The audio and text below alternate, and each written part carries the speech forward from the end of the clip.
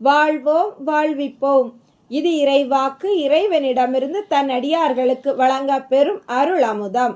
ஒன்றாம் அருள் அமுதம். வாசம் வாக்கு ஒன்று. நான் உங்கள் மத்தியில் வாசம் செய்கிறேன். அன்பு கண்களை கொண்டு என்னை தரிசியுங்கள். ஆரவாரத்தை அப்புறப்படுத்தினால் மட்டுமே நீங்கள் அமைதியை ஸ்பரிசிக்க முடியும். வாழ்வோம் வாழ்விப்போம்.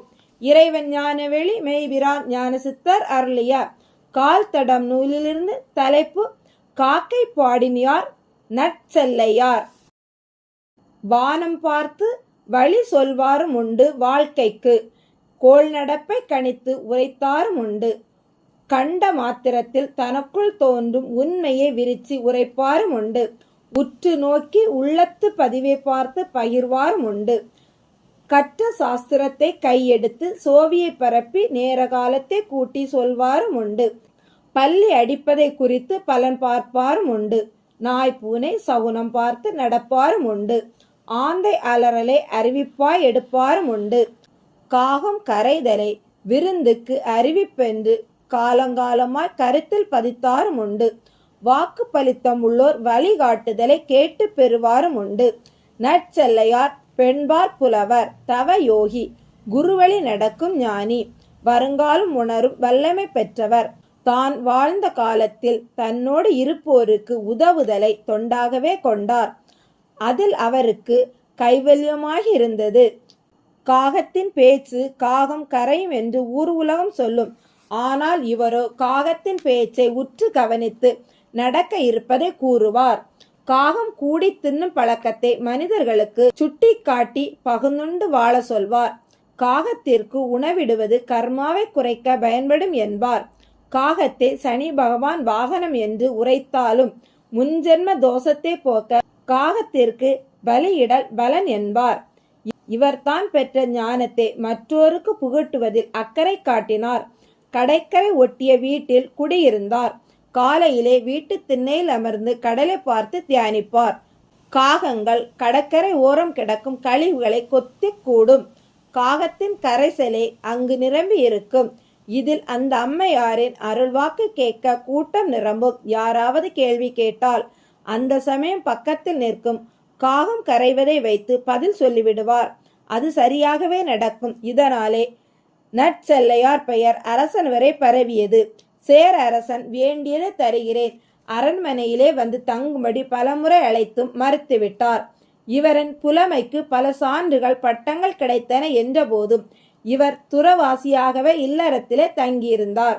ஒரு முறை ஒரு தம்பதியருக்கு குழந்தையின்மை காரணமாக வேண்டும் போது காக்கை கரைதலை கேட்டு குழந்தை பெறாமல் இருப்பது நல்லது என்று அறிவுரை வழங்கினார்.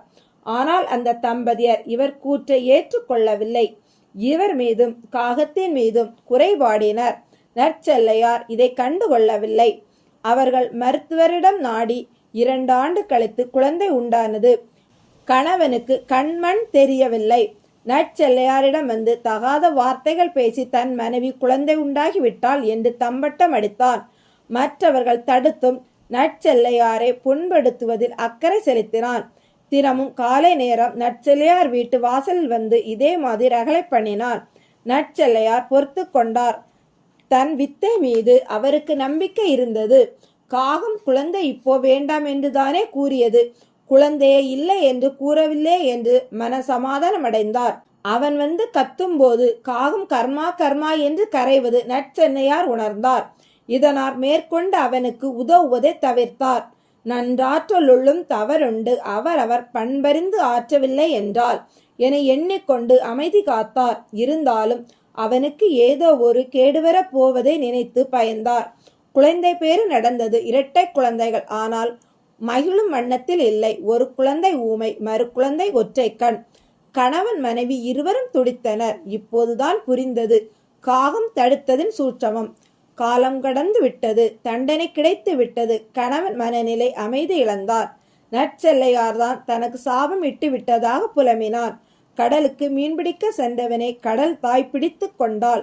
ஞான தாயிடம் செய்த வம்பிற்கு கடல் தாயின் தண்டனை மரணம். மனைவி துடித்தாள். 2 குழந்தைகளையும் தூக்கி வந்து நற்செல்லையார் கால் மாட்டில் போட்டுவிட்டு கடலில் குதிக்க முயன்றாள். நற்செல்லையார் தடுத்தார். பிறக்கும் குழந்தைக்கு தகப்பன் இருக்கக்கூடாது என்று காகம் சொன்னது. அதை நான் உன்னிடம் சொல்ல சங்கோஜப்பட்டேன். அதுதான் குழந்தை பெறுவதை தள்ளி போட சொன்னேன். நீங்கள் நம்பவில்லை. என்னையும் காகத்தையும் சபித்தீர்கள். காகங்கள் எல்லாம் முன் ஜென்மாவில் ரிஷிகள். அதன் பலனே 2 குழந்தைகள் பிறந்து, ஒன்று என்னை திட்டியதன் பலன் ஊமைத்தன்மை, மற்றொன்று காகத்தை திட்டியதன் பலன் ஒற்றைக்கண். முன்ஜென்ம தோஷப்படி இந்த குழந்தைகள் பிறந்ததும் கணவன் இறந்து விடுவான். அவனுக்கு நீ மனைவியாக அமைந்ததன் பலன் இந்த கொடுமைகளை நீ தாங்கித்தான் ஆக வேண்டும். நீ தப்பான முடிவு எடுத்து இன்னும் கர்மாவை கூட்டாதே.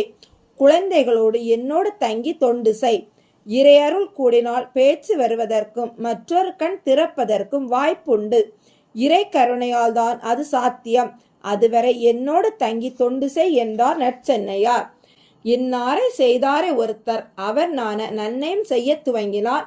காக்கை பாடினியார் நற்செல்லையார். ஞானத்தில் தடம்பதிக்க விரும்புபவர்களுக்கு இந்த கால் தடம் பயன்படும். ஞானிகளை, தவசிகளை, சித்தர்களை உதாசீனப்படுத்தாதீர்கள். அது உங்களையே ஊனப்படுத்திவிடும். வாழ்வோம், வாழ்விப்போம்.